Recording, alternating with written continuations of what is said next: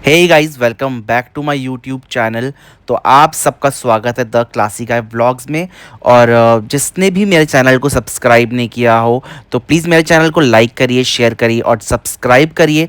जैसा कि आप सबको पता है कि अब्राहम फैमिली को मैं बहुत सपोर्ट करता हूं बिकॉज़ वो लोग सच्चे हैं और अच्छे हैं। और वैसे ही उनके लिए बहुत सारे हेटर्स भी हैं, जैसे कि आप सब जानते ही होंगे। हेटर्स की लिस्ट तो बहुत बड़ी है। तो जो भी उन्हें सपोर्ट करता है, जो भी उनका फ़ैन हो, वो मेरे चैनल को सब्सक्राइब ज़रूर करे, जिससे कि आपको मैं रियलिटी बता सकूं कि जो हेटर्स गंद और झूठ फैला रहे हैं वो कितना फेक और गलत है। तो हेटर्स इतने ज़्यादा गिर चुके हैं, स्पेशली मैं नाम लेना चाहूँगा कॉफ़ी चाची जी का, जिसका नाम मैंने चाची जी एकदम सही रखा है क्योंकि उसने शोहेब एंड दीपिका मैम की जो बॉन्ड पे नज़र डाली है, रिलेशनशिप पे जो बहुत बुरी वाली नज़र डाली है, वो अब मीडिया पे भी चीज़ आप देख रहे होगे, ट्रेंड कर रहे होगे, डिवोर्स डिवोर्स डिवोर्स, जिस पे उन्होंने बहुत ही मजाक में लिया है इस चीज़ को अब्राहम फैमिली ने कि हेटर्स तो ये चीज़ करते ही रहते हैं, वो उनका काम है। तो खैर हमें तो पता ही है कि ऐसा कुछ भी नहीं होने वाला है, लेकिन इससे भी चाची जी को एक मुद्दा मिल गया है, उस पर भी देखना, वो वीडियो ज़रूर बनाएगी। मैं आपको पहले इन्फॉर्म कर देता हूँ इस चीज़ के लिए। तो जैसे कि आप सब जानते हो, चाची का आज व्लॉग आया है, कड़वी चाची जी का एक व्लॉग आया है आज, जिसमें उन्होंने सबा मैम की बीमारी का मजाक उड़ाया है। तो वो कहती है कि सबा इतनी ही बीमार है, हर चीज़ में दिखावा क्यों करती है इतना बीमार होने का। तो चाची जी ने ये चीज़ आज इस पर पूरा पॉडकास्ट निकाला है 25 मिनट का, तो हम भी इस पर बात करेंगे गाइस। तो चलिए स्टार्ट करते हैं। तो गाइस, मैंने आज पॉडकास्ट में इन्वाइट किया है, जैसे कि आप कॉफ़ी चाची जी की सिर्फ आवाज़ सुनते हो, कड़वी चाची जी की, तो वैसे ही उनके चाचा जी हैं जो आज हमारे पॉडकास्ट में आए हैं। तो नेक्स्ट आवाज़ आप चाचा जी की सुनोगे, जो है कॉफ़ी चाची जी के चाचा। बहुत बहुत शुक्रिया बेटा, मेरे को अपने पॉडकास्ट में बुलाने के लिए। तो चाचा जी, हमें ये बताइए कि आपकी जो भतीजी है कड़वी कॉफ़ी, वो इतनी ज़्यादा कड़वी कैसे है? तो मैं हूँ कॉफी चाची का चाचा। वो एक नंबर की लोमड़ी है, लोमड़ी। जहाँ उसको फायदा दिखता है बेटा, वहीं घुस जाती है। बचपन में उसको बेटा करेले पसंद थे, तो हम लोग उसे पण करेले पे करेले पण खिलाते रहते थे। तो वो आज इतनी कड़वी हो गई है कि घर में भी उसको पसंद नहीं करते हैं। तुम उसको कड़वी बोलते हो, घर में हम उसको करेली बोलते हैं। उसका नाम है करेली। सो गाइस, जैसे ही कॉफ़ी चाची जी को पता चला कि उनके चाचा जी मेरे चैनल पे आने वाले हैं, तो कॉफ़ी चाची जी बहुत डर गई कि उनकी सारी पोलें खुलने वाली हैं। तो उन्होंने इमीडिएटली अपने चाचा जी को एक रिकॉर्डिंग सेंड करी। तो आइए गाइस, मैं वो रिकॉर्डिंग आपको सुनाता हूँ। अगर आपने मेरी बात चाचा जी किसी को भी बताई तो मैं आपको बता दे रही हूँ, है ना, मैं आपके ऊपर केस करवा दूंगी चाचा जी, है ना। आप मेरी जो भी परवरिश के बारे में बचपन से जानते हैं कि मैं एक नंबर की लोमड़ी और चबरी हूँ, तो देख लीजिए चाचा जी, है ना। अगर आपने किसी को भी मेरे बारे में बताया, है ना, तो मैं आपकी ऐसी तैसी कर दूंगी चाचा जी। तो उस हिसाब से आप लोग जानते हैं, अगर मैं बाहर इतना गंद मचा सकती हूँ चाचा जी, बाहर की दुनिया पे मैं इतना गंद मचा सकती हूँ, तो आपकी तो मैं छोड़ूंगी नहीं चाचा जी। ऐसी तैसी कर दूंगी चाचा जी मैं आपकी। सो बेटा सुना आपने, सु बात करे छे मेरी कॉफी चाची जी, सु बात करे छे मेरी भतीजी। मेरे को डराती है चाचा जी को अपने भतीजी मेरी। चाचा जी मैं आपको छोड़ूंगी नहीं अगर आपने मेरे बारे में कुछ बात कर दिया।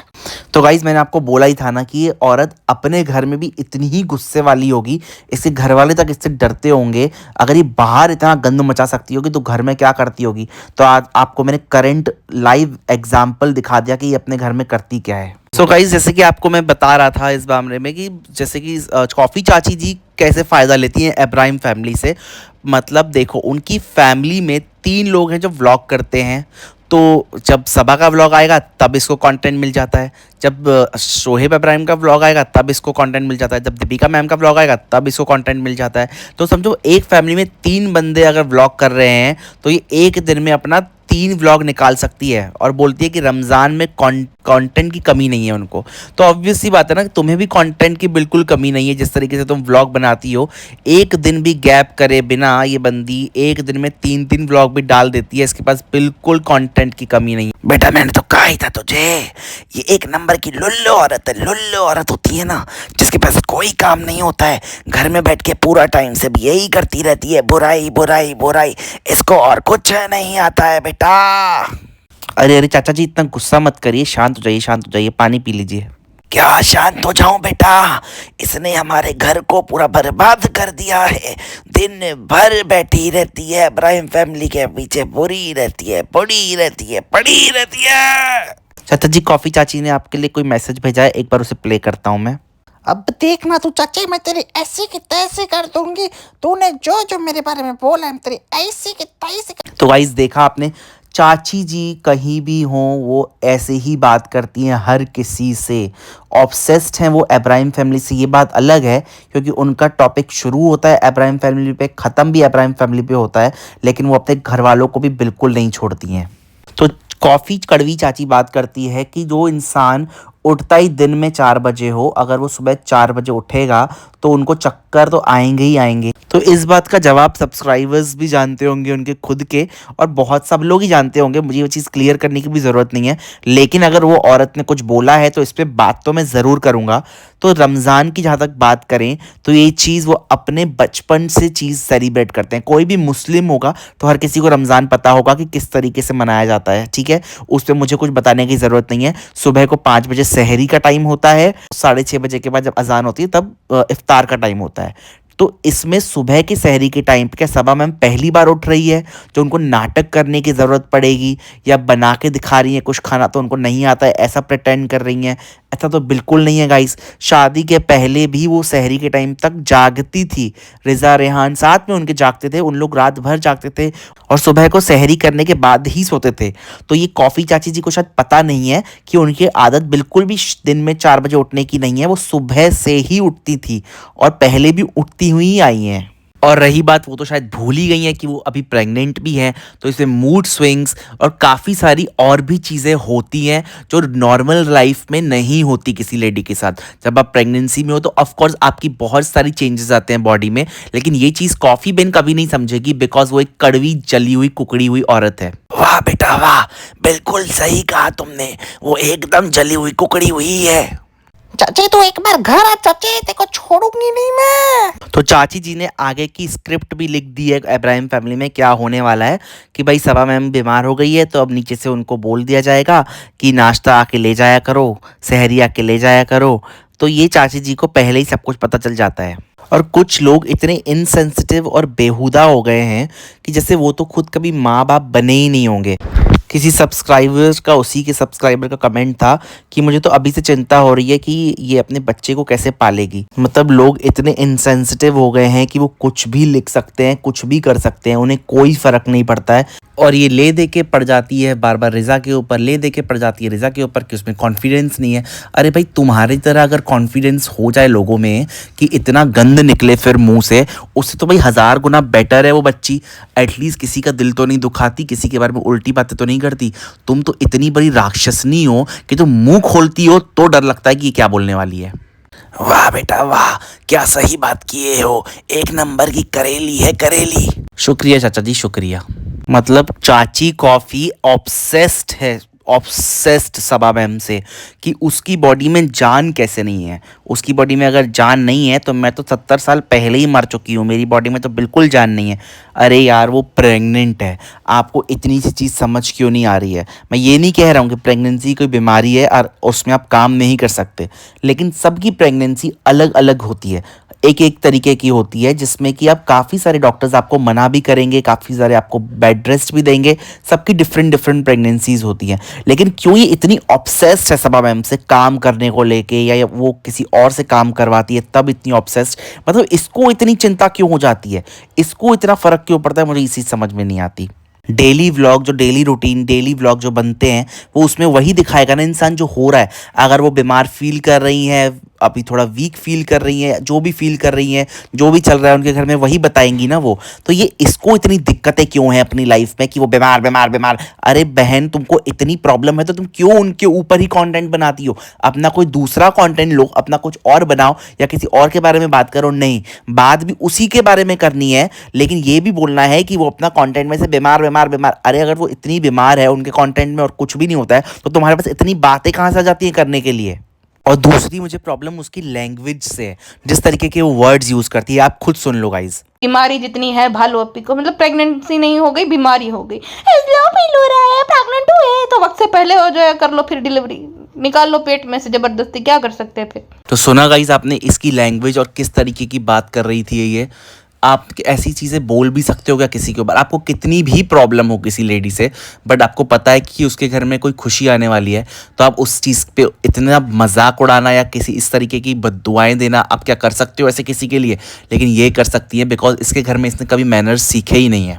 आप सबने नोटिस किया होगा लास्ट 2 से 3 व्लॉग में, हर व्लॉग में बात करती है कि सबा मैम को नौकरानी रखनी चाहिए, वो नौकरानी अफोर्ड कर सकती है, वो जानबूझ के नौकरानी नहीं रखती है, वो 50-60 लाख का इंटीरियर करवा सकती है लेकिन नौकरानी नहीं रख सकती है। मुझे लगता है इसको वापस अपनी वही नौकरानी वाली जॉब चाहिए सबा मैम के घर में, तभी ये हर चीज़ में नौकरानी नौकरानी नौकरानी करती है। अरे अरे इसको कैसे पता चल गया? अरे इसको कैसे पता चल गया कि मेरे को वापस नौकरानी वाली जॉब चाहिए? अरे भैया। तो गाइस कॉफ़ी चाची बार बार मेरे पॉडकास्ट के बीच में आके बात करने लगती है। ऐसे कितनी बार बोला है कि मत घुस, बस समझती नहीं है, आदत से मजबूर है। तो हर जगह इसको बीच में घुसने की आदत तो है ही, जैसे कि आप सब जानते ही हो। तो चाची जी ने क्या कहा दीपिका मैम के लिए वो सुनिए। सोच रही हूँ कि इसको जब ये सजा मिलेगी जो इसके कर्मों की मैडम है, तो कौन देगा सजा? भगवान देंगे कि 3 जगह होते हैं ना, कि नर्क, हेल और अपना ये दोजक, तो कहाँ जाएगी मैडम? 3 में से कौन सी जगह जाएगी? और मैं ये सोच रहा हूँ जब तुम जाओगी तो तुम कहाँ जाओगी? तुम नर्क में जाओगी ये तो डिसाइडेड है, बट तुम्हें तेल में तलेंगे पहले कि कच्चा ही खा जाएंगे ऊपर, या जैसी तुमने इतनी बुराइयां करी हैं कि तुम्हें छुएंगे ही नहीं, ऐसा भी हो सकता है ना। मतलब जो इतना गंद बकता है तो उसे मुझे लगता है कीचड़ में भी फेंक सकते हैं। तो कॉफ़ी बेन करती है पाप की बात कि किसने कितने पाप किए हैं, तो ऐसे तो फिर अपने पाप उसको गिनने पड़ेंगे, और गिनते गिनते जितनी उसकी अभी उम्र है उससे डबल हो जाएगी, इतने उसने पाप किए हैं। तो वो पाप गिनते हुए देखते हुए कहाँ जाओगे बेन तुम? तो गाइस एक और सबूत देता हूँ मैं आपको कि कॉफ़ी बेन कितनी बड़ी जाहिल औरत है, लिटरली जाहिल वर्ड है सिर्फ उसके लिए। और भाई साहब अपने पति को ये भाई कहती है। जब रिजा कुछ लेकर आते ना भजिया पकौड़े, तो कहती है कि मैंने और सनी भाई ने खा लिया। कौन सी औरत जो कि जिसको प्रेग्नेंट किया है जिस आदमी ने, उसको भाई कहती है? मतलब वो संबंध बना तब तुम प्रेग्नेंट हो, तो तुम्हारा वो भाई कैसे हुआ? मतलब शर्म भी नहीं आती जैसे। तो देखा गाइस कितनी बड़ी जाहिल और गवार औरत है ये क्लियरली समझ में आ रहा है इसकी खुद की बातों से कि रिजा को सबा मैम ने बोला कि सनी भाई और हमने खा लिया है, मतलब सनी भाई रिजा के लिए उन्होंने बोला। ये कितनी बड़ी जाहिल है, इसके पास टॉपिक नहीं होता है बोलने के लिए, कुछ भी नहीं होता है, लेकिन ये कुछ भी चीज़ उठा के उस चीज़ का मुद्दा बनाती है। आप खुद देख रहे हो ये अपने ही बातों में फंस रही है। कितनी बड़ी जाहिल और गवार औरत है ये लिटरली।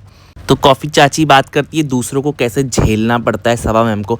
मैं कह रहा हूँ इसको इसके घर वाले झेल कैसे लेते हैं, जो पूरा टाइम बक बक बक बक बक बक बक बक फालतू बातें करती रहती है, इसको लोग झेलते कैसे हैं ये मुझे जानना है।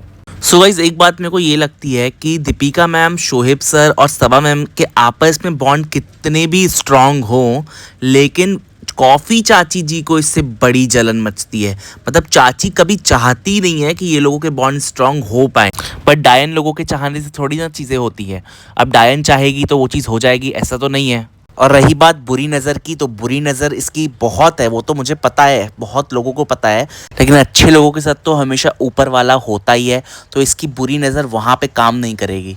तो ये कितना भी चाहे कि सबा मैम बीमार ही रहे, लेकिन उनके साथ उनके फैंस हैं और वो जल्दी से जल्दी ठीक हो जाएंगी, बिल्कुल स्ट्रांग हो जाएंगी, जैसे वो हैं वैसे वापस हो जाएंगी। तो इसकी काली नज़र वहाँ पे तो बिल्कुल भी काम नहीं करेगी। तो गाइज़ यही था आज का पॉडकास्ट, जिसमें हमने बुलाया था कॉफ़ी चाची को और कॉफ़ी चाची जी के चाचा जी को। तो आपने दोनों की बातें सुनी तो आपको पता चल गया होगा इसी से कि चाची जी कितनी बड़ी वाली है। अपने घर में भी वो वैसी ही है जैसी यहाँ पे है, हर जगह वो आतंक मचाने की पूरी कोशिश करती है। तो गाइस इसी के साथ मैं मिलता हूँ आपको अपने नेक्स्ट पॉडकास्ट में, तब तक के लिए खुश रहिए और मस्त रहिए।